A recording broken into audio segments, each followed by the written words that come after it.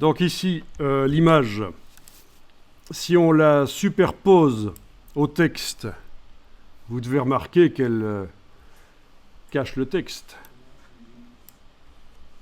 Logique. Ce serait peut-être l'occasion d'aller quand même voir déjà maintenant dans la palette des calques, un peu comment ça se passe. Menu fenêtre calque.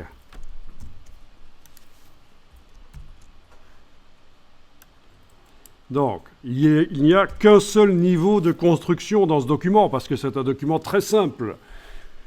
Si vous avez juste quelques blocs de texte et quelques images sur la page, il n'y a pas nécessité de commencer à créer des calques. Ça, c'est pour des documents plus complexes. Vous savez, c'est le but des calques. C'est de simplifier la manipulation quand on a beaucoup d'éléments qui se superposent les uns aux autres. Mais s'ils sont un peu comme dans notre page, les uns à côté des autres, ça ne se justifie pas nécessairement qu'il y ait plusieurs calques. Bon, n'empêche qu'à l'intérieur de ce calque, il y a quand même nos objets. Vous allez pouvoir les voir en cliquant sur le petit triangle ici. Voilà, vous devriez voir les différents objets. Celui qui est actuellement activé sur la page a le petit carré.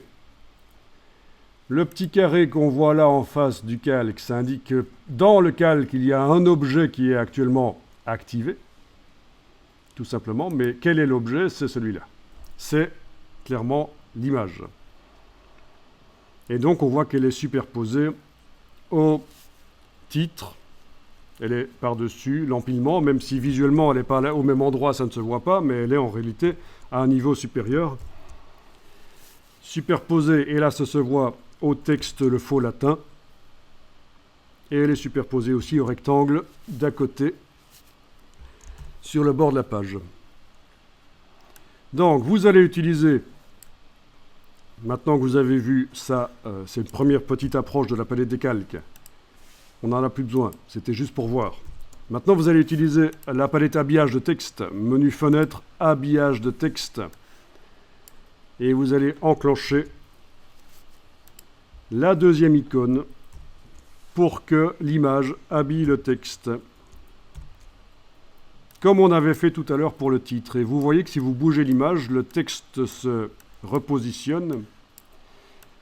Et bien sûr, dès qu'on superpose l'image au texte, il arrive ceci, c'est que le texte n'a pas de place assez pour se montrer en entier. La petite croix rouge va apparaître. Logique. Si on veut que ça n'arrive pas, il faut, avec la flèche noire, aller agrandir le bloc. Vous activez avec la flèche noire le bloc de texte et vous tirez la poignée du bas. Il y a plein d'espaces libres. Est-ce que quand on superpose l'image au texte maintenant, on a le petit signe plus? Ben non. Enfin, ça dépend à quel point vous avez agrandi aussi, évidemment. Alors, en tout cas, dans mon cas, il reste de la place. Si je la superpose complètement, oui, ça a repoussé le texte tellement il n'y a plus de place assez dans le bloc pour montrer tout le texte. Mais s'il la met juste comme ça sur le côté, c'est bon. Donc, l'habillage de texte, on l'a vu au départ avec un bloc texte qui contenait un titre, qui a repoussé le texte, mais vous voyez que ça se fait aussi avec des images. Et là, en fait, la plupart du temps, dans InDesign, l'habillage de texte, ce sera une image qui se superpose à du texte et qui repousse le texte. Bien. Vous allez pouvoir redimensionner le bloc image et son contenu avec l'outil de transformation manuelle. On peut mettre l'image tout en dessous, monsieur. Donc avec la touche Shift, je vous rappelle, redimensionnement à la fois de l'image et de son contenu. On est d'accord ? Vous y arrivez avec l'outil de transformation manuelle, c'est quelque chose qui a été fait précédemment, bien sûr.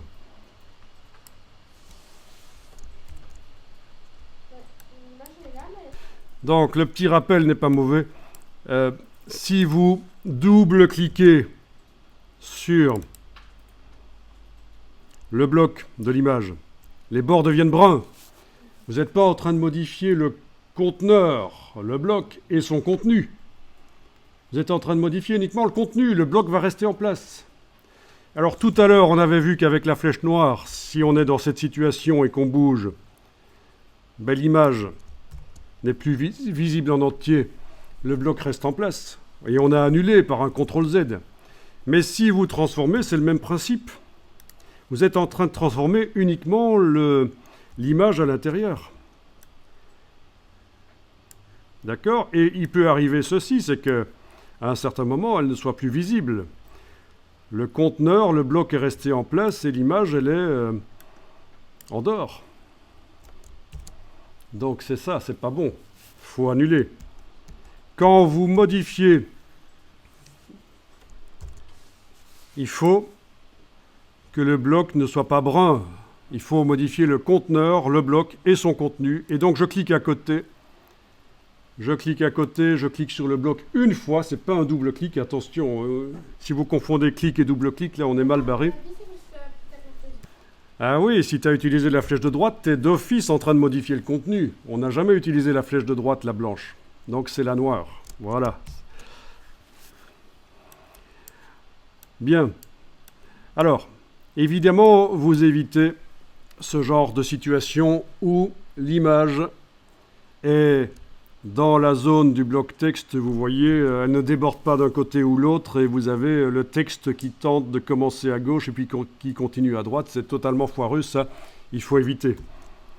Il faut éviter. Donc c'est pour ça qu'on peut la redéplacer.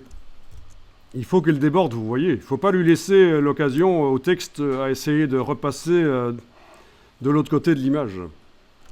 Soit l'image déborde